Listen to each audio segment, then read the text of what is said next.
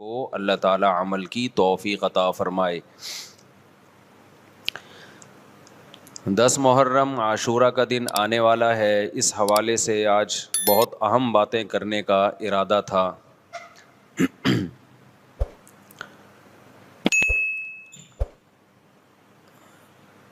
محرم میں کیا کرنا چاہیے، کربلا کا واقعہ اصل ہے کیا؟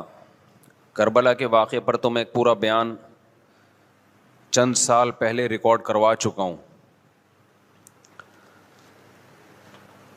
لیکن اس واقعے سے اہم سبق کیا ملتے ہیں؟ محرم میں ہم کون سے ایسے کام کر رہے ہیں جس سے ہم اللہ کے غضب کے مستحق ٹھہر رہے ہیں؟ یہ چند باتیں ہیں جس پر انشاءاللہ آج میں بات کروں گا۔ اللہ تعالیٰ ہم سب کو عمل کی توفیق عطا فرمائے اور حق کہنے کی توفیق عطا فرمائے۔ دیکھو ایک بات خوب اچھی طرح سمجھ لو، اسلام 1400 سال پہلے مکمل ہو چکا ہے۔ کسی واقعے کی وجہ سے اسلام کو تبدیل نہیں کیا جاتا، بلکہ اسلام کی روشنی میں اس واقعے کے جو تقاضے ہیں ان پر عمل کیا جاتا ہے۔ ہمارے ہاں ہو یہ رہا ہے، واقعات کی بنیاد پہ مسائل نکالے جا رہے ہیں۔ 10 محرم کا دن سیدنا حسین ابن علی رضی اللہ عنہ کی شہادت سے پہلے بھی عظیم تھا، اور سیدنا حسین ابن علی رضی اللہ عنہ کی شہادت کے بعد بھی عظیم دن ہے۔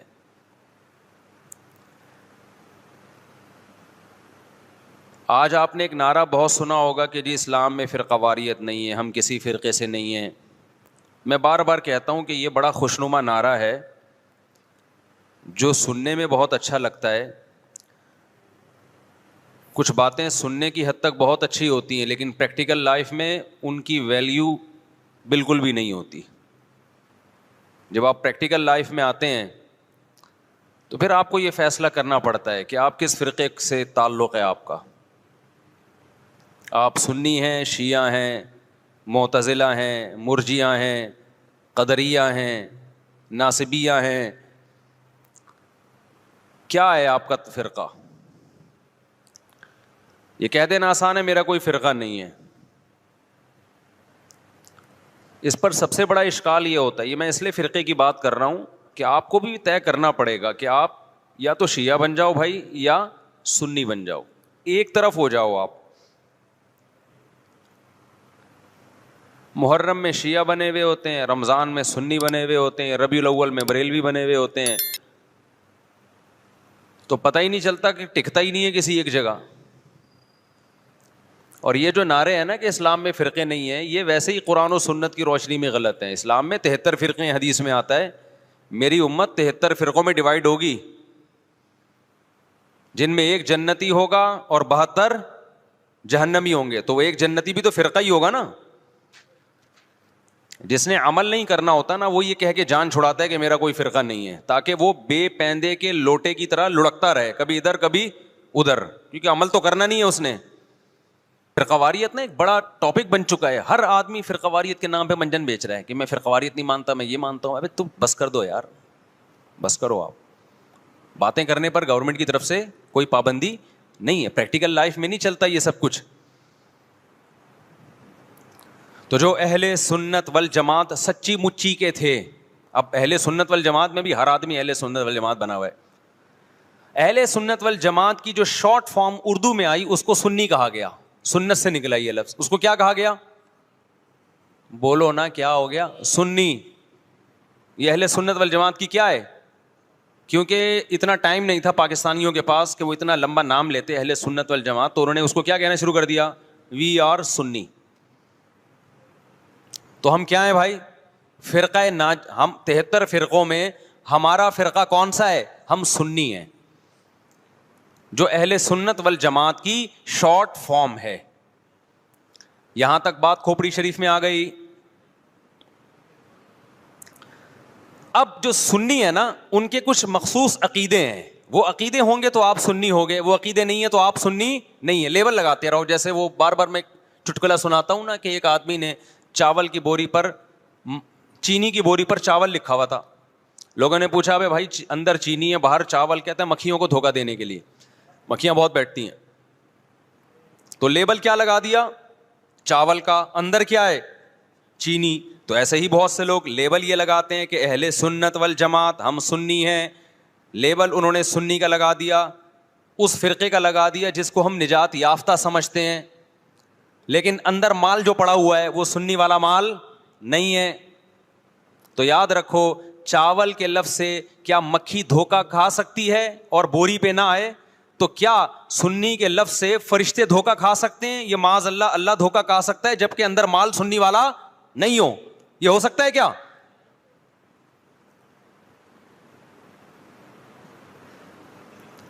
تو اس لیے میں کہتا ہوں آپ ایک چیز ہو جاؤ, یا سنی ہو جاؤ یا شیعہ ہو جاؤ یا کچھ اور ہو جاؤ. کبھی ادھر جا رہا ہے, کبھی ادھر جا رہا ہے, کبھی ادھر لڑک رہا ہے. محرم میں شیعہ بن رہا ہے, ربیع الاول میں بریلوی بن رہا ہے, رمضان میں انسان کا بچہ بنتا ہے. میں یہ نہیں کہہ رہا کہ بریلوی انسان کے بچے نہیں ہیں, یعنی رمضان میں ایسا لگے گا جیسے بہت نیک آدمی. تراویح میں پہلے 3 دن دیکھو نا آپ.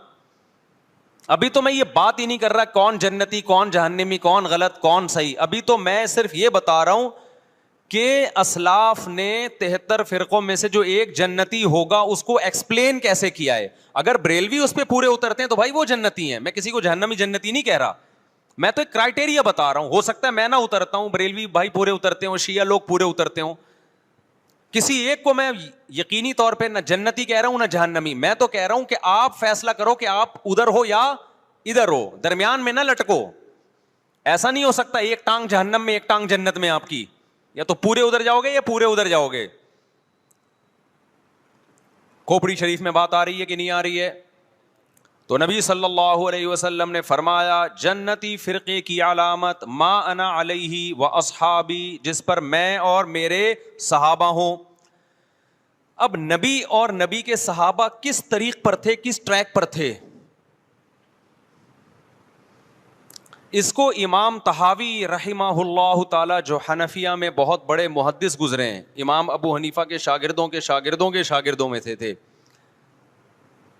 انہوں نے اس دور میں ایک کتاب لکھی عقیدہ طحاویہ کے نام سے, اور اس میں اہل سنت والجماعت کے عقائد اور ان کی بنیادی عقیدوں کو ایکسپلین کیا. ایک متن لکھا جو پوری دنیا میں مانا گیا, اور پوری دنیا کے علماء کا اتفاق ہوا کہ اہل سنت والجماعت میں داخل ہونے کے لیے ان عقیدوں کا ہونا ضروری ہے. اہل حدیث نے بھی مانا اس کو, اب اہل حدیث کی یونیورسٹی میں پڑھایا جاتا ہے, حنفیوں نے بھی مانا, مالکیوں نے بھی مانا, شافعیوں نے بھی مانا, حنبلیوں نے بھی مانا, سعودی عرب کی یونیورسٹی میں بھی پڑھائی جاتی ہے. وہ لکھنے والے اگرچہ حنفی تھے لیکن وہ جو عقیدے تھے وہ سب کے ہیں. وہ اس سے اہل سنت غیر اہل سنت سے کیا ہو رہے تھے, ان میں فرق ہو رہا تھا. سمجھتے ہو کہ نہیں سمجھتے؟ اس کتاب کا نام کیا ہے؟ العقیدۃ الطحاویہ.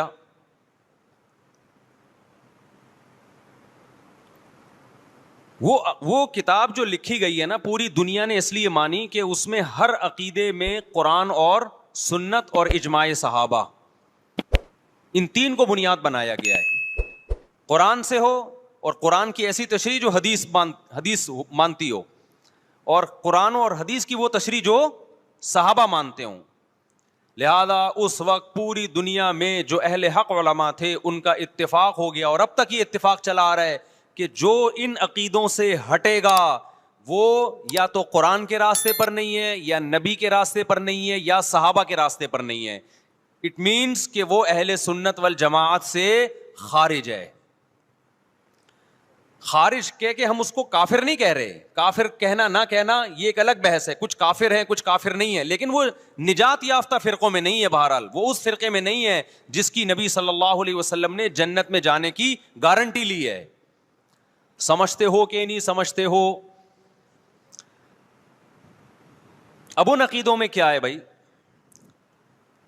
وہ یہ کہ اہل سنت والجماعت جب بھی کوئی مسئلہ نکالیں گے اس کی بنیاد 4 چیزیں ہوں گی: قرآن, حدیث, اجماع امت. یعنی ایسی تشریح کبھی نہیں کی جائے گی قرآن و سنت کی جو امت کے اجماع کے خلاف ہو, کیونکہ امت حدیث میں بہت دفعہ یہ ہے کہ امت گمراہی پہ جمع نہیں ہو سکتی. آپ ایسی تشریح کسی حدیث کی کر رہے ہیں جو کوئی بھی نہیں مانتا اب تک, اس کا مطلب آپ گمراہی پھیلا رہے ہیں. اور چوتھی چیز ہے قیاس. بعض مسائل قرآن و حدیث میں واضح نہیں ہیں لیکن قرآن اور حدیث میں ان کی طرف اشارے ہیں, تو مجتہد کیا کرتا ہے کہ وہ قرآن و حدیث کے ان معنی اور مضمون میں غوطے لگا کے وہ مسائل کا استنباط کرتے ہیں, زمانے کے حساب سے نئے نئے مسائل اخذ کرتے ہیں. سمجھتے ہو کہ نہیں سمجھتے؟ تو 4 اصول اہل سنت والجماعت کے, قرآن سے مسئلہ نکالا جائے گا, حدیث سے نکالا جائے گا, اجماع امت سے, اور چوتھے نمبر پہ قیاس سے. اب میں آتا ہوں اصل ٹاپک کی طرف. یہ تو پوری تمہید تھی نا. اس بات میں دو رائے نہیں ہو سکتی کہ سیدنا حسین رضی اللہ تعالی عنہ کو جو کربلا میں شہید کیا گیا یہ کائنات کا بدترین ظلم تھا. جس نے آپ کی گردن مبارک پہ تلوار رکھی اس کی بدبختی میں دو رائے نہیں ہو سکتی. بہت ہی کوئی شقی اور بدبخت جو نواسہ رسول صلی اللہ علیہ وسلم کے قتل کی طرف بڑھا, بہت ہی کوئی بدبخت اور بدنصیب جو کوفہ کے گورنر ابن زیاد کے کہنے پر نواسہ رسول سے لڑنے کے لیے نکلا, جو اس ظلم کو ظلم نہیں مانتا, وہ بھی اپنے آپ کو جہنم میں جانے کے لیے تیار کر رہا ہے. پھر کربلا میں ایک بڑا ظلم یہ ہوا کہ صرف سیدنا حسین ابن علی کو شہید نہیں کیا گیا, آپ کے ساتھ جتنے مرد تھے سب کو شہید کر دیا گیا. لیکن ہمیں پیغمبر صلی اللہ علیہ وسلم اور صحابہ کی سیرت میں کیا ملتا ہے؟ میں ایک آیت سے آپ کو سمجھاتا ہوں. مشرکین مکہ حضرت ابراہیم علیہ الصلاۃ والسلام کے نسب میں ہونے پر اور آپ سے محبت پہ بڑا فخر کیا کرتے تھے کہ ہم ابراہیم کی اولاد میں ہیں, ہم ابراہیم کے دین پہ ہیں. اللہ نے کیا فرمایا رسول اللہ صلی اللہ علیہ وسلم سے کہ ان اول الناس بابراہیم للذین اتبعوہ, اے نبی آپ ان سے کہہ دیجئے ابراہیم سے محبت کے خالی پیلی کے دعوے مقبول نہیں ہیں. ابراہیم کے زیادہ حقدار وہ ہیں جو ابراہیم علیہ السلام کی اتباع کرتے ہیں, اور یہ پیغمبر اور صحابہ یہ ابراہیم علیہ السلام کے دین کو فالو کرتے ہیں, اور تم ابراہیم کے دین کو فالو نہیں کر رہے, ان سے محبت کے دعوے دار ہو. تو خالی محبت کے دعوے داری اللہ کے ہاں مقبول نہیں ہے. اللہ کے ہاں وہ محبت کی دعوے مقبول ہیں جس میں آپ محبوب کو فالو کر رہے ہوں. سیدنا حسین ابن علی رضی اللہ تعالی عنہ جو جنت کے جوانوں کے سردار ہیں, آپ سے محبت کا دعویٰ اس وقت مقبول ہوگا جب آپ سیدنا حسین کی سیرت کو فالو کریں گے. رونا پیٹنا ماتم کرنا یہ سیدنا حسین اور اہل بیت کی سیرت نہیں ہے.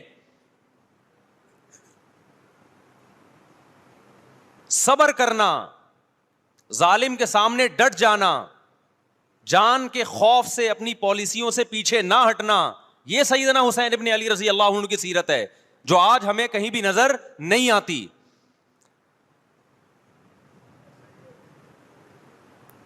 تو ہم نے بھائی دیکھنا ہے صحابہ کا طرز عمل کیا تھا. آپ بتاؤ صحابہ کو سیدنا حسین سے محبت تھی یا نہیں تھی؟ کیا غم کا پہاڑ ٹوٹا ہوگا جب اطلاع ملی ہوگی کہ سیدنا حسین ابن علی اور آپ کے اصحاب اور اہل بیت کو سب کو کربلا میں شہید کر دیا گیا ہے. کیا قیامت گزری ہوگی. کوفہ سے ایک شخص آیا نا عبداللہ بن عمر سے پوچھنے لگا جو مارنے پر دم کا مسئلہ. انہوں نے فرمایا تم نے پیغمبر کے نواسے کو قتل کر دیا اور مسئلہ یہ پوچھ رہے ہو کہ جو مارنے پر دم آئے گا کہ نہیں آئے گا. ایک طرف تم نے پیغمبر کے نواسے کو قتل کر دیا کربلا میں, اور اب ہم سے آ کے مسئلہ پوچھتے ہو جو مارنا جائز ہے یا نہیں ہے. صحابہ کے ہاں یہ غم کم غم نہیں تھا. دیکھو حضرت معاویہ رضی اللہ تعالی عنہ کے ہاتھ پہ بھی حضرت حسین نے بیعت نہیں کی, لیکن بغاوت بھی نہیں کی. کیوں؟ بغاوت سے فتنے کا اندیشہ تھا. حضرت حسن جو حضرت حسین کے بڑے بھائی تھے انہوں نے سیدنا معاویہ رضی اللہ تعالی عنہ کے ہاتھ پہ بیعت کی اور اس اختلاف کو ہمیشہ کے لیے اپنی کوشش کے مطابق ہمیشہ کے لیے ختم کر دیا.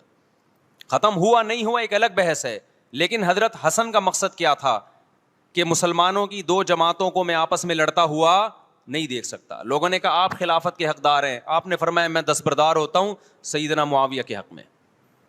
حضرت حسن بیعت ہو گئے حضرت معاویہ سے, اور یہ اختلاف کو کیا کر دیا, ختم. حضرت حسین بیعت نہیں ہوئے, لیکن حضرت حسین نے بغاوت بھی نہیں کی. ہر ایک کی اپنی رائے تھی, حضرت حسن کی اپنی رائے تھی. ان کا خیال تھا کہ بیعت ہونا مسلمانوں کے لیے زیادہ مفید ہے, ایک پاورفل حکومت ہوگی, ایک طاقتور ریاست ہوگی, ورنہ لڑتے رہیں گے آپس میں. حضرت حسین کا موقف یہ تھا کہ میں بغاوت تو نہیں کروں گا لیکن بیعت بھی نہیں ہوں گا, کیونکہ اگر بیعت ہو گیا تو اس سے جو خلفائے راشدین کے دور میں جو خلیفہ کی سلیکشن کا طریقہ تھا وہ طریقہ ختم ہو جائے گا. تو میں اگر اس طریقے کو نہیں لا سکتا تو اس کے خلاف کو پروموٹ بھی نہ کروں میں. یہ بھی ایک رائے تھی. میں سمجھا پا رہا ہوں اپنی بات؟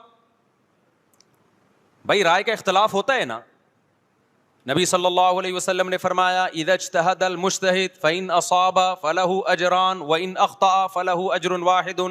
جب کوئی مجتہد اللہ کی رضا کو سامنے رکھ کے اجتہاد کرتا ہے, صحیح اور غلط کا فیصلہ کرنے بیٹھتا ہے, رائے یعنی اس کا مقصد اللہ کی رضا ہو, تو اگر وہ درست نتیجے پہ پہنچے تو 2 ثواب, غلط نتیجے پہ پہنچے تو بھی 1 نیکی اس کو ملتی ہے, اس لیے کہ اس کے بس میں جو خیر خواہی کا کے لیے جو تھا وہ اس نے کر دیا.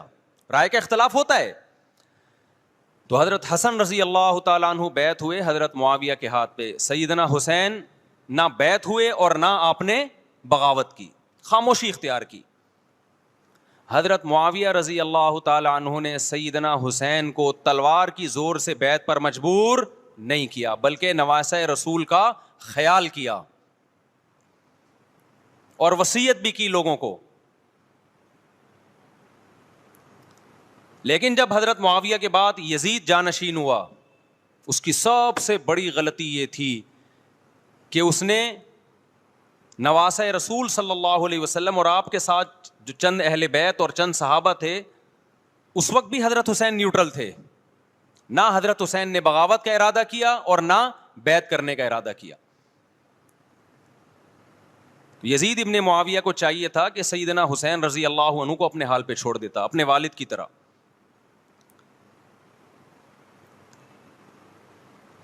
حضرت حسین رضی اللہ تعالیٰ عنہ کو جب کوفہ سے خطوط آئے, یہ میں وضاحت اس لیے کر رہا ہوں کہ حضرت حسین بغاوت کے لیے نہیں نکلے تھے, اس مسلمان حاکم کے خلاف بغاوت کے لیے نہیں نکلے تھے, کیونکہ رسول اللہ صلی اللہ علیہ وسلم کی بہت ساری صحیح حدیث ہے اس بارے میں کہ جو باغی ہے, جو ریاست کے خلاف بغاوت کرتا ہے, اس کو نبی صلی اللہ علیہ وسلم نے اس عمل کو پسند نہیں کیا. تو حضرت حسین رضی اللہ تعالیٰ عنہ کو کوفہ سے خطوط آئے کہ یہاں سارے کے سارے لوگ آپ کے ہاتھ پہ بیعت کرنے کے لیے تیار ہیں. ظاہر ہے جب کسی علاقے کے لوگ دارالخلافہ ہو اور سب بیعت ہونے کے لیے تیار ہوں تو پھر آپ کا جانا یہ بغاوت کا عمل نہیں کہلاتا. حضرت حسین رضی اللہ تعالیٰ عنہ اہل بیت کے ساتھ نکلے. کربلا میں جب پہنچے, مشہور واقعہ آپ 20 دفعہ سن چکے ہیں, وہاں جا کے آپ کو اطلاع ہوئی کہ وہ خبر غلط تھی, اور عبید اللہ بن زیاد نے ایک پورا لشکر بھیجا سیدنا حسین رضی اللہ تعالیٰ عنہ کو مجبور کرنے کے لیے کہ میرے ہاتھ پہ آپ زبردستی بیعت ہو جائیں. حضرت حسین رضی اللہ تعالیٰ عنہ نے مطالبے رکھے کہ یا تو مجھے واپس جانے دیا جائے, اور اگر بیعت کرنا ہی ہے تو میں دمشق میں امیر کے ہاتھ پہ جا کے بیعت کروں گا. بہت معقول مطالبے تھے یہ. میرا مقصد ابھی کربلا کا واقعہ بیان کرنا نہیں ہے, اس پہ بہت کچھ کہا جا چکا ہے, خود میرا بھی بیان اس پہ تفصیل سے ہو چکا ہے. اس کے بعد بھی سیدنا حسین رضی اللہ تعالیٰ عنہ کو مجبور کرنا کہ عبید اللہ بن زیاد جو بدبخت انسان جو قاتل تھا اہل بیت کا, اسی کے ہاتھ پہ لازمی بیعت ہوں, جبکہ وہ امیر بھی نہیں ہے, وہ گورنر ہے ایک علاقے کا. تو نواسہ رسول کا خیال نہ کرنا یہ بدترین ظلم تھا جو اس وقت حکومت سے ہوا ہے.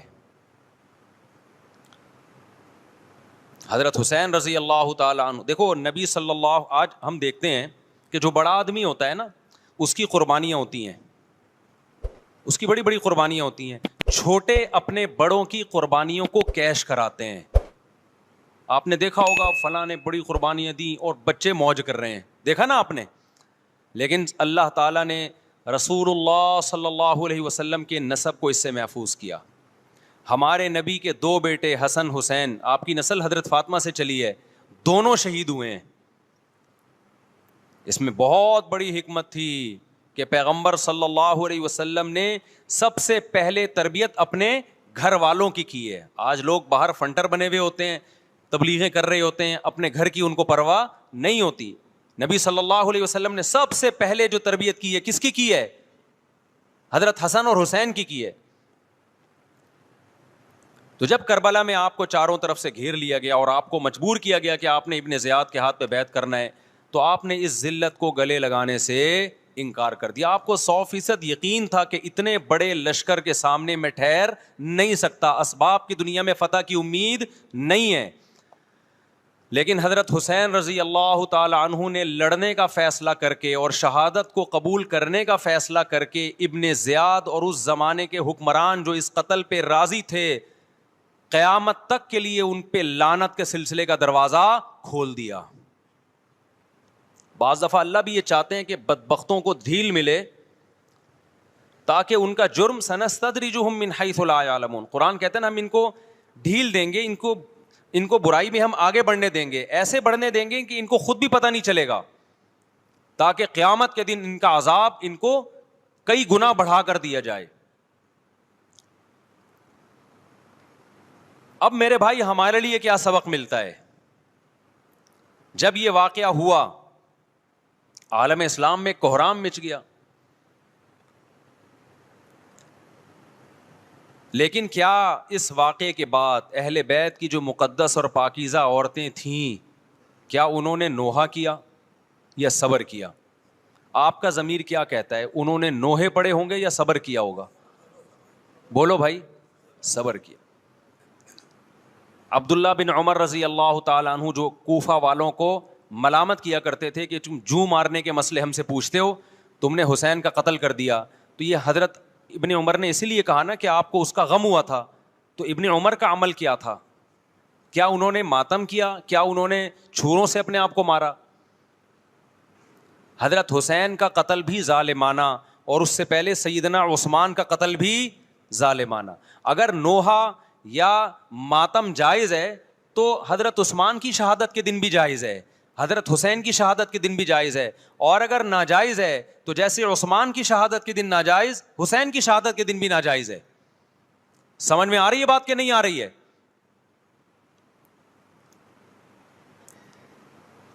قرآن کیا کہتا ہے ایسے مواقع کے بارے میں؟ تلک امۃ قد خلت لہا ما کسبت ولکم ما کسبتم. قرآن جب بھی پرانی امتوں کے واقعات بتاتا ہے, قرآن کہتا ہے یہ ایک قوم تھی جو گزر گئی, انہوں نے جو کیا اس کا بدلہ ان کو ملے گا, تم جو کرو گے اس کا بدلہ تمہیں ملے گا.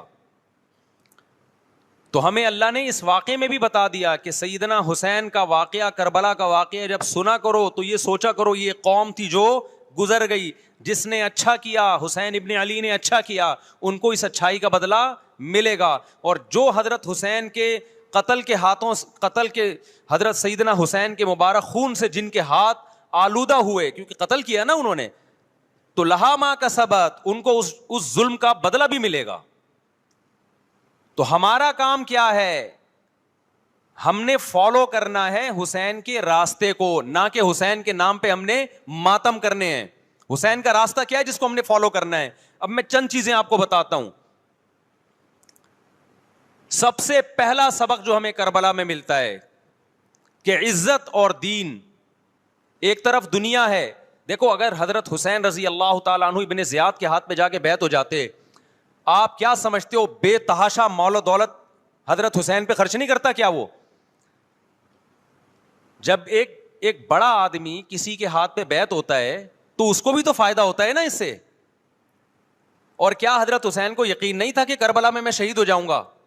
فتح اور نصرت کی اسباب کی دنیا میں کوئی امید نہیں تھی, مگر آپ نے اہل بیت کو کربلا میں رسوا کرنے پر عزت کی موت کو ترجیح دی ہے. آج اگر آپ میں یہ ظرف ہے کہ آپ عزت کی موت کو ذلت کی زندگی پر ترجیح دیتے ہو تو پھر آپ حسینی ہو. نہیں آئی بات؟ میرا خیال ہے سمجھ. سیدنا حسین کی سخاوت کے واقعات ہیں. سیدنا حسین باغی نہیں تھے رضی اللہ عنہ. پھر جو اہل بیت کا طرز عمل کیا تھا، محرم میں کیا کیا ہو رہا ہے میں آپ کو بتاتا ہوں. ان میں سے کوئی بھی عمل نہ ہمیں قرآن سے ملتا ہے نہ صحابہ سے ملتا ہے ہمیں. تو ما انا علیہ و اصحابی جو جنتی فرقہ ہوگا اس کی جو علامتیں ہیں، تو جب آپ ان علامتوں کے خلاف چلو گے، صحابہ اور تابعین کو فالو نہیں کرو گے، تو آپ پھر اپنے آپ کو سنی کہنا چھوڑ دو. آپ بتاؤ مجھے اسلام میں کوئی مہینہ منحوس ہے؟ بولو نا. کوئی مہینہ منحوس ہے؟ تو آپ محرم کو منحوس کیوں کہتے ہو؟ لوگ مجھے کہتے ہیں مفتی صاحب فرقہ واریت پھیلا رہے ہیں. دیکھو فرقہ واریت جب پھیلا رہا ہوں جب میں کسی فرقے کے خلاف آپ کو کر رہا ہوں. میرے بیان شیعہ لوگ بھی سنتے ہیں، ملتے بھی ہیں. بہت دفعہ ایئرپورٹ پہ ملاقات ہوئی، بڑی عزت سے ملے، میں شیعہ ہوں لیکن آپ سے محبت کرتا ہوں. یہاں مسجد میں بھی آتے ہیں. میں نے کبھی کسی پہ طنز نہیں کیا. اس لیے میں بار بار کہتا ہوں جو شیعہ کا مذہب ہے اس کو کرنے دو. وہ سبیلے لگاتے ہیں، آپ ان کو مت چھیڑو، جا کے تنگ نہ کرو ان کو. وہ ماتم کرتے ہیں، آپ ان کو مت چھیڑو. وہ نوحے کرتے ہیں، وہ نوحے پڑھتے ہیں، آپ ان کو مت چھیڑو. لیکن آپ اپنی پوزیشن واضح کرو کہ آپ شیعہ ہو یا آپ سنی ہو. آپ تو ایک طرف ہو جاؤ نا. محرم میں اگر آپ مرثیے لگا کے گھوم رہے ہو گاڑیوں میں، اٹ مینز آپ سنی نہیں ہو. آپ نبی صلی اللہ علیہ وسلم کی حدیث ہے ہمارے پاس، ہم اہل سنت والجماعت ہیں، ہم سنت کو فالو کرتے ہیں. تو سنت کیا کہتی ہے؟ میتوں پہ گریبان چاک کرنا، میتوں پہ چیخو پکار کر کے رونا. آپ نے فرمایا لیس منا، وہ ہم میں سے نہیں ہے. اور اس عمل پہ آپ صلی اللہ علیہ وسلم نے لعنت فرمائی ہے. لوگ کہتے ہیں حسین کی یاد میں رونا نبی کی سنت ہے. نبی صلی اللہ علیہ وسلم کو جب جبریل نے بتایا کہ حسین شہید ہوں گے، آپ روئے، اس لیے کہ اس وقت آپ کو یہ خبر ملی تھی. لیکن کیا ہر محرم میں آپ نے رونے کا پروگرام کیا ہے؟ یا صحابہ کو بیٹھ کے باقاعدہ رلایا ہے آپ نے؟ کیا ہو گیا بھائی؟ آپ کو بھی جب کربلا کا واقعہ کی خبر ملی آپ کی آنکھوں میں آنسو آ جائے، یہ نیچرل ہے، یہ حسین سے محبت کی علامت. لیکن ہر محرم میں باقاعدہ بٹھا کے رونے کا پروگرام کرنا یہ حسین سے محبت کی علامت نہیں ہے، بلکہ شریعت میں ناجائز ہے یہ غموں کو بڑھانا. یہ کہاں سے جائز ہو گیا؟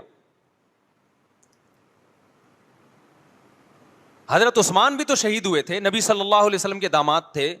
ان کی یاد میں آپ رونے کو سنت کیوں نہیں کہتے؟ ہماری نظر میں حسین کا قتل بھی بہت بڑا ظلم اور سیدنا عثمان کا قتل بھی بہت بڑا ظلم تھا.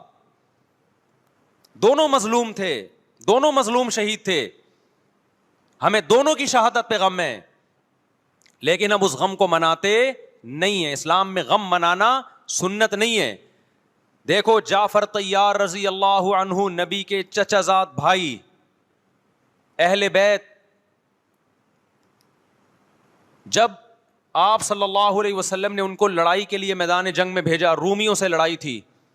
حضرت جعفر طیار کی 4 بیویاں تھیں. جب نبی صلی اللہ علیہ وسلم مسجد نبی میں بیٹھے، آپ کو فرشتوں نے اطلاع دی کہ جعفر طیار شہید ہو گئے. آپ صلی اللہ علیہ وسلم کی آنکھوں سے آنسو.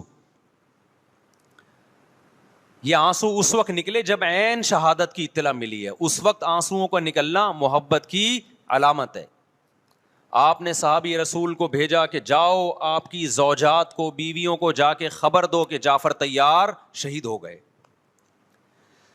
کیا قربانی تھی صحابہ کی! آپ دیکھو ایسے جوان تھے جعفر طیار، خوبصورت جوان.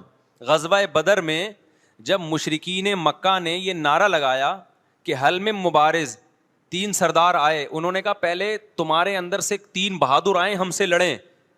دیکھو عربوں میں یہ ہوتا تھا کہ جب جنگ کے لیے 2 فوجیں آمنے سامنے کھڑی ہوتی تھیں تو پہلے دونوں طرف کے بہادر ترین لوگوں کی لڑائیاں ہوتی تھیں کہ جب تک دونوں میں سے ایک قتل نہیں ہوگا لڑائی شروع نہیں ہوگی. تو آپ کو پتا ہے کہ اس میں بہادر ترین لوگ نکلیں گے نا جو لڑنا جانتے ہوں. مشرکین مکہ کی طرف سے 3 یا 4 بڑے بڑے سردار آئے.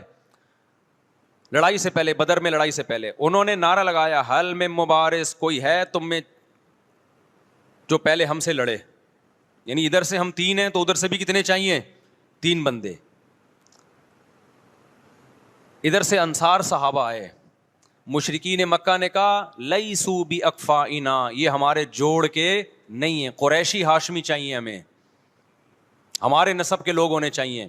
تو ادھر سے نبی صلی اللہ علیہ وسلم نے حضرت علی کو بھیجا اور حضرت جعفر طیار کو بھیجا. جن صحابہ کو بھیجا ان میں حضرت جعفر طیار بھی تھے. حضرت جعفر طیار رضی اللہ تعالی عنہ اور سیدنا علی مقابلے میں غالب آ گئے. خوبصورت صحابی, نجاشی کے سامنے آپ نے تقریر کی ہے, ہجرت کی ہے نا جب حبشہ کی طرف, تو نجاشی نے پوچھا جعفر طیار سے کہ تمہارے پیغمبر جو کلام لے کر آئے ہیں وہ سناؤ. حضرت جعفر طیار رضی اللہ تعالیٰ عنہ نے سورہ مریم پڑھنا شروع کر دی. کاف ہا یا عین صاد, ذکر رحمت ربک عبدہ زکریا اذ نادى ربه نداء خفیا قال رب انی وهن العظم منی واشتعل الرأس شیبا ولم اکن بدعائک رب شقیا وانی خفت الموالی من ورائي وكانت امرأتی عاقرا فهب لی من لدنک ولیا. ایسی حضرت مریم اور عیسیٰ ابن مریم کی سیرت کو سورہ مریم میں بیان کیا حضرت جعفر طیار نے کہ نجاشی روتے روتے, اس کی داڑھی تر, اور جتنے پادری بیٹھے تھے سب کی داڑیاں تر ہو گئی روتے روتے. تو یہ تقریر جو نجاشی کے اسلام کا سبب بنے, بادشاہ کو مسلمان کرنے والے کون تھے؟ حضرت جعفر طیار. اور آپ کے چھوٹے چھوٹے بچے, 4 جوان بیویاں ہوں, چھوٹے چھوٹے بچے ہوں, اور ایسے میں میدان جنگ میں لڑتے ہوئے شہید ہو جائیں, تو پیغمبر اور صحابہ پہ کیا قیامت ٹوٹی ہوگی. لیکن ہمارے نبی صلی اللہ علیہ وسلم کی آنکھوں سے کیا تھے, صرف آنسو موتی کی طرح ٹپک رہے تھے. اور آپ صحابہ کو اطلاع دے رہے تھے کہ جعفر طیار شہید ہو گئے, اور جاؤ ان کے گھر والوں کو بتا کے آ جاؤ. کتنی بڑی قربانی ہے یا نہیں ہے؟ جب خبر دینے والا آپ کی ازواج کو بتا کے آیا کہ جعفر طیار شہید ہو گئے, تو آپ کے گھروں سے خواتین کے رونے کی آوازیں آئیں. آپ صلی اللہ علیہ وسلم نے فرمایا ان سے بولو کہ اپنی آواز کو پست کرو.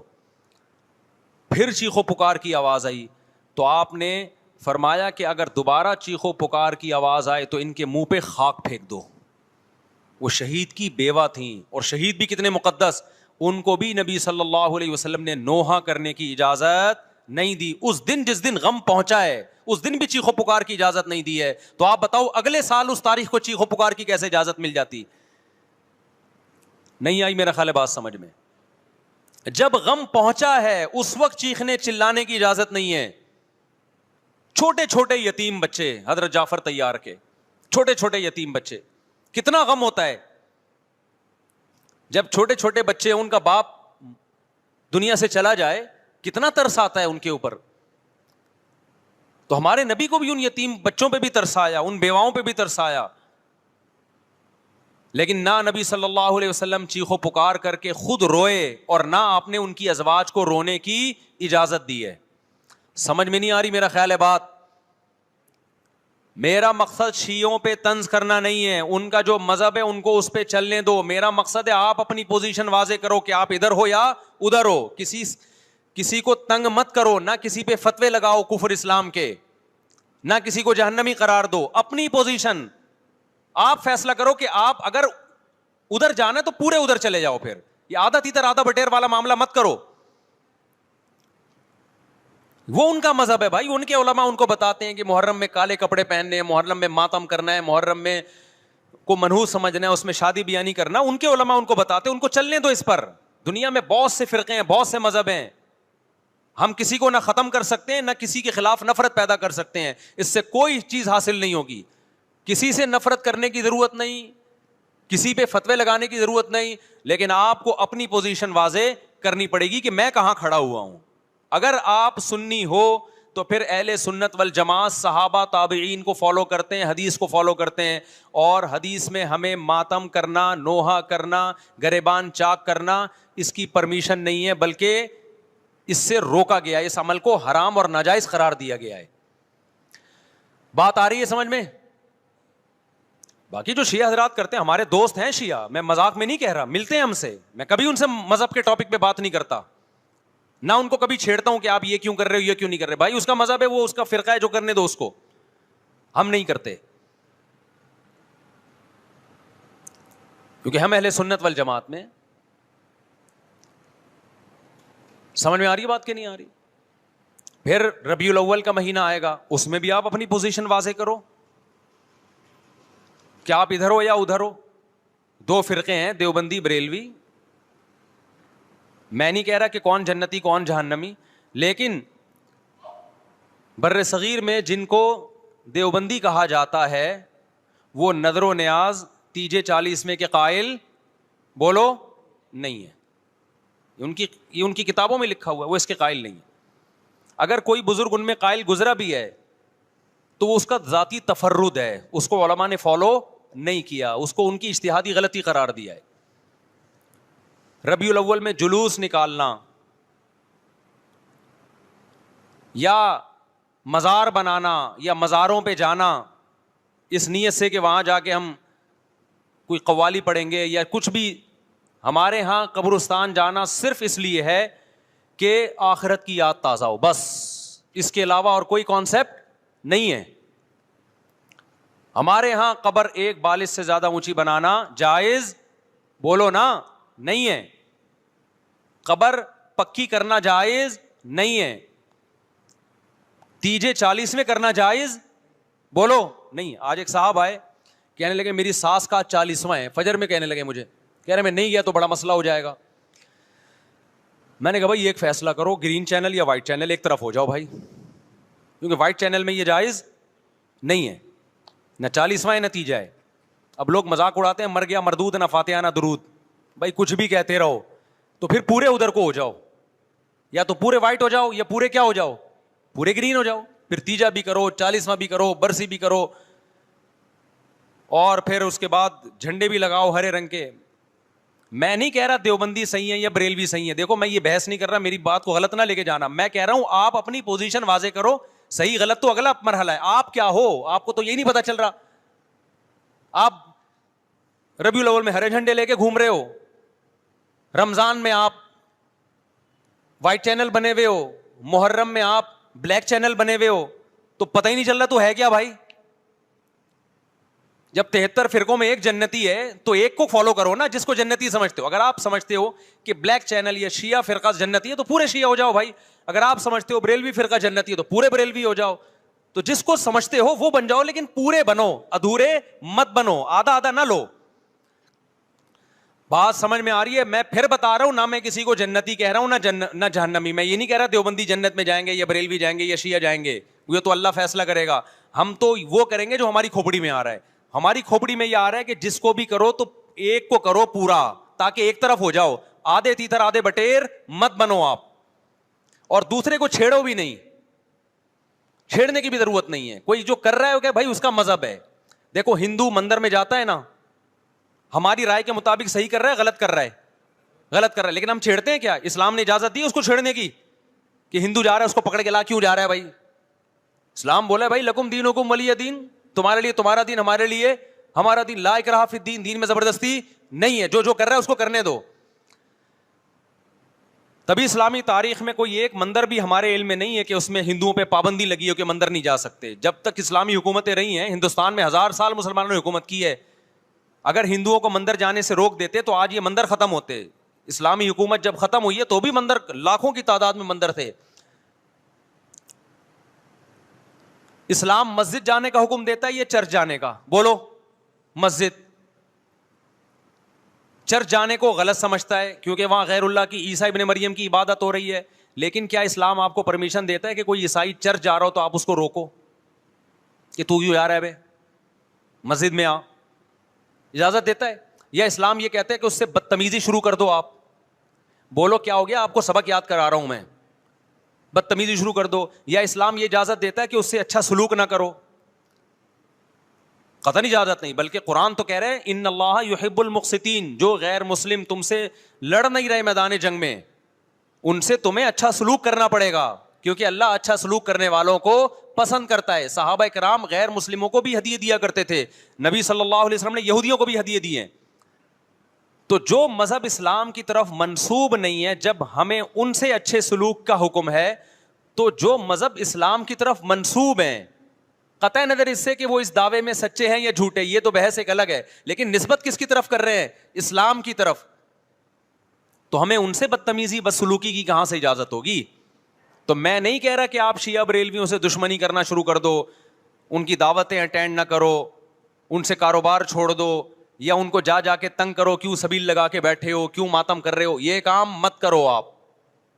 ہمارا ملک اس فرقواریت کا متحمل نہیں ہے, سے فساد پھیلتا ہے. لیکن اپنی پوزیشن آپ واضح کرو, ایک لکیر ہے آپ کھینچ دو. اگر کوئی شخص آپ کے سامنے صحابہ کو برا بھلا کہتا ہے, آپ بولو بھائی یہ میری باؤنڈری کیا ہو رہی ہے, کراس. میرے سامنے آپ کو ان بزرگوں کے خلاف بولنے کی اجازت نہیں ہے جن سے مجھے عقیدت ہے. اگر یہ کام آپ نے کیا تو ہماری اور آپ کی راہیں الگ الگ. آپ کا جو مذہب ہے بھائی, آپ بند کمرے میں, آپ کے امام بارگاہ میں, آپ کے مسجدوں میں, جہاں بھی ہے وہ آپ کا نجی معاملہ ہے. ہمارے سامنے آپ نے کوئی ایسی بات نہیں کرنی جو ہمارے عقیدے کے خلاف ہو, تو آپس میں دوستی رہے گی. اب دیکھو عیسائی آپ سے ملتا ہے, آپ گپ شپ کرتے ہو, کھانا کھاتے ہو, لیکن عیسائی بار بار بولے میں آپ کے نبی کو نہیں مانتا, میں آپ کا نبی, آپ بولے گا بھائی تو نہیں مانتا تو ہم نے کب کہا کہ مان تو, لیکن میرے سامنے بار بار کیوں کہہ رہے کہ میں تیرے نبی کو نہیں مانتا؟ یہاں سے آپ کی اس کی دوستی کیا ہو جائے گی پھر؟ ختم. تو غیر مسلموں کو بھی دو قسمیں, کسی بھی مسلک کے لوگوں سے ملو, کسی بھی فرقے کے لوگوں سے ملو, کوئی جھگڑا نہیں, کوئی بحث نہیں, ایک دوسرے کو کھانا بھی ہے, ایک دوسرے کو کھلانا بھی ہے, ایک دوسرے سے کھانا بھی ہے, ایک دوسرے کی دعوتوں میں بھی شرکت کرنی ہے. جہاں مذہب کا معاملہ آئے تو پھر آپ کسی سے بحث نہ خود کرو نہ کسی کو کرنے کی اجازت دو. اگر کوئی کچھ سیکھنا چاہتا ہے تو آپ بولو بھائی علماء کے پاس آ جاؤ, آپ کو کوئی اشکال ہے تو ہم وہاں آپ کا اشکال حل کر دیں گے. اس سے آگے بڑھنے کی کوشش بولو مت کرو, اس سے ملک میں امن ہوگا. باقی فرقے ہمیشہ سے ہیں بھائی, آج کوئی نئے تھوڑی ہیں, اور یہ ہمارا کام تھوڑی ہے فرقے ختم کرنا. یہ تو عیسیٰ ابن مریم جب نازل ہوں گے, حضرت مہدی آئیں گے, وہ تلوار کی طاقت سے ختم کریں گے, ان کے پاس یہ اتھارٹی ہوگی کہ وہ فرقوں کو ختم کریں. آپ نے یہ کرنا ہے کہ دوسرے کے مسلک کو چھیڑنا نہیں ہے اور اپنا چھوڑنا نہیں ہے. مسئلہ آپ کے ساتھ یہ ہو رہا ہے کہ دوسرے کو چھیڑ بھی رہے ہو اور اپنا چھوڑ بھی رہے ہو, دونوں الٹے کام کر رہے ہو. ایک طرف بحث کر رہے ہوتے تم ایسے, اور دوسری طرف وہی بنے ہوئے ہوتے تھوڑے دنوں میں جا کے. ہاں وہ بتا رہا ہوں, وہ نظر و نیاز والی نہیں, وہ سب کو پتا ہے. ہاں ایسی دعوت نہ ہو جس میں بدعت کی تائید ہو. تو آپ جو کر رہے ہو نا, وہ یہ کر رہے ہو دوسرے کو چھیڑ بھی رہے ہو, جس سے ملک میں بدامنی پھیل رہی ہے. تقریریں سنو, شیعہ ایسے, بریلوی ایسے, دیوبندی ایسے, اہل حدیث ایسے, تقریروں سے کیا پھیل رہی ہے؟ نفرتیں. اور پھر محرم میں آپ خود شیعہ بنے ہوئے ہوتے ہو, ربیع الاول میں آپ گرین چینل بنے ہوئے ہوتے ہو, اور رمضان میں آپ وائٹ چینل بنے ہوئے ہوتے ہو. سعودی عرب میں سارے وائٹ ہو جاتے ہیں جا کے, سعودی عرب جو بھی جاتا ہے سارا وائٹ چینل. پیغمبر کی قبر پہ کوئی دھمال نہیں, کوئی قوالیاں نہیں, وہاں کھڑے ہوں گے تمیز سے سلام پیش کر کے آگے نکل جائیں گے. وہاں کوئی چیخو پکار نہیں, وہاں جا کے سارے کیا ہو جاتے ہیں؟ وائٹ, کیونکہ وہاں حکومت کا ڈنڈا ہے. ٹھیک ہے نا, تو گورنمنٹ کے پاس تو یہ اختیار ہے بھائی ڈنڈا چلائے, ہمارے پاس یہ اختیار نہیں. ہم تو تمیز سے بات کریں گے, سمجھائیں گے, محبتیں پھیلائیں گے, کیونکہ جب عوام ڈنڈا چلاتی ہے تو اس سے اصلاح کم اور فساد زیادہ ہوتا ہے. تو میں بار بار کہہ رہا ہوں بھائی دوستیاں رکھو, کوئی دفتروں میں شیعہ سنی لڑائی نہ ہونے دو, یہ غلط ہے. محبتیں پھیلاؤ لیکن مسلک کو چھوڑنا نہیں ہے. جب کوئی آپ سے کہے محرم میں یہ کام کرو, بولو بھائی ہم چونکہ اہل سنت والجماعت میں سے ہیں, ہم چونکہ سنی ہیں, لہذا ہمارے ہاں کوئی مہینہ ہمارے مذہب کے مطابق منحوس نہیں ہے. پھر کوئی آپ کو اصرار کرے نہیں یہ, آپ بولو بھائی ہم تم پہ اپنا مسلک تھوپ رہے ہیں کیا؟ تم جلوس نکالتے ہو, تم ماتم کرتے ہو, ہم تو نہیں تمہیں روکتے آ کے, بلکہ گورنمنٹ تمہیں تحفظ دیتی ہے, سیکیورٹی دیتی ہے گورنمنٹ تمہیں. تو جب ہم اپنا مسلک تم پہ نہیں تھوپتے تو تم اپنا مسلک ہم پہ کیوں تھوپ رہے ہو بھائی؟ تو ہم محرم میں بھی شادی کریں گے, ربیع الاول میں بھی کریں گے, سفر میں بھی کریں گے, رمضان میں بھی کریں گے. ہم نے تو 4 کرنی ہے, ہم مہینوں کے حساب سے شروع کر دیں تو پھر ہمارے تو بڑے مسئلے ہو جائیں گے بھائی. سمجھ میں آ رہی ہے بات کہ نہیں آ رہی؟ حضرت جعفر طیار اہل بیت میں سے تھے, کتنی زوجات تھیں؟ 4 تھیں. حضرت علی کی کتنی تھیں ایک وقت میں؟ حضرت فاطمہ کے دنیا سے جانے کے بعد 4 تھیں. یہ بھی ہے سنت میں. نکاح کو فروغ دو, یہ اہل بیت کا طریقہ ہے تاکہ سوسائٹی میں زنا کم ہو, بیوہ طلاق یافتہ عورتوں کو ٹھکانہ ملے. خیر, تو اب میں بات سمیٹ کے ختم کر رہا ہوں.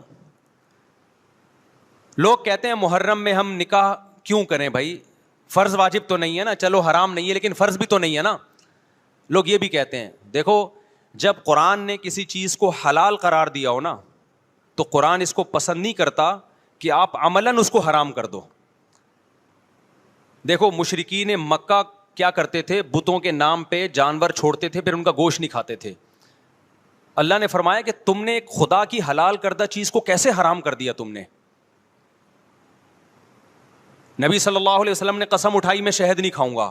آپ نے فرمایا لما تحرم ما احل اللہ لک, اے نبی جو چیز اللہ نے آپ کے لیے حلال کر دی آپ کیسے اپنے اوپر حرام کر رہے ہیں. اس سے پتہ چلتا ہے کہ اگر آپ محرم میں نکاح کرنا چاہتے ہیں لیکن آپ یہ سوچ کے ڈیلے کر دیتے ہیں کہ بھائی اس مہینے میں لوگ نکاح کو برا سمجھتے ہیں, تو یہ ڈیلے کرنا آپ کے لیے ناجائز ہوگا. کیونکہ لما تحرم ما احل اللہ لک, اللہ نے جس چیز کو تمہارے لیے حلال کیا تم نے کس دلیل کی بیس کے پر اپنے اوپر پابندی لگائی ہے اس پر. ایک تو ہے نا کسی کو شادی کا خیال ہی سفر میں آ رہا ہے, ربیع الاول میں آ رہا ہے, وہ تو ایک الگ بات ہے, لیکن اس کا نکاح محرم میں ہونا تھا, صرف محرم کی وجہ سے وہ ڈیلے کر رہا ہے کہ جی میں ربیع الاول میں لے کے جاؤں گا. یہ ڈیلے کرنا قرآن و سنت پہ زیادتی ہے یا نہیں ہے؟ یہ اللہ کے حلال کو عملاً حرام کرنا ہے یا نہیں ہے؟ نہیں ہے بات سمجھ میں. پھر اگر کوئی شیعہ آپ سے کہتا ہے کہ بھئی آپ ہمیں چھیڑنے کے لیے یہ کام کر رہے ہو, آپ بولو نہیں بھائی ہم آپ کو چھیڑنے کے لیے نہیں کر رہے, آپ کا مسلک ہے, آپ اس پر عمل کریں, ہمیں اس پہ کوئی اعتراض نہیں ہے. لیکن ہم کس کے پر عمل کریں گے؟ ہم اہل سنت والجماعت ہیں. کتنے صحابہ ہیں, خود نبی کی نکاح محرم میں ہوا ہے. اور ویسے بھی ہمارے ہاں شہادت ایک منحوس عمل نہیں ہے, شہادت ایک مبارک عمل ہے. 10 محرم پہلے سے فضیلت والا دن تھا, محرم پہلے سے فضیلت والا مہینہ تھا. حسین ابن علی کی شہادت سے اس مہینے کے تقدس کو 4 چاند لگ گئے ہیں اور مقدس ہو گیا یہ مہینہ. یہ کیسی بات ہے جو شہادت کا دن ہو ہم اس کو منحوس قرار دے دیں؟ بھائی ہمارا یہ جگرا نہیں ہے. سمجھتے ہو کہ نہیں سمجھتے ہو؟ تو اس لیے محرم میں اگر کسی نے نکاح کرنا ہے اس کو ڈیلے مت کرو میرے بھائی.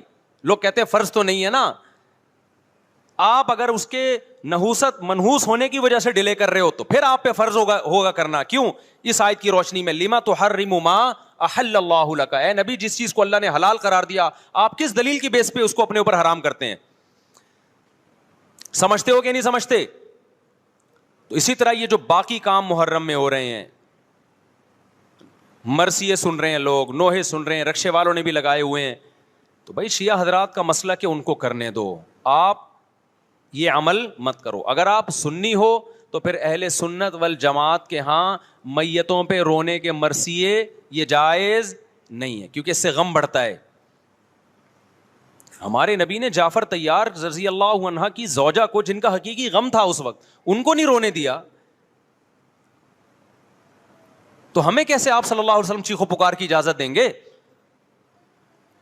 اسی طرح محرم میں سبیلیں لگانا, اس کی بھی کوئی دلیل نہیں ہے. سیدنا حسین ابن علی وہ تو پیاس ظلم سے شہید ہوئے. وہ ایک طرف آپ کہتے ہیں وہ پیاسے تھے, ان کو پانی نہیں ملا, دوسری طرف آپ اس دن میں لوگوں کو پانی پلا رہے ہیں, تو اس کی لاجک بھی نہیں بنتی کوئی.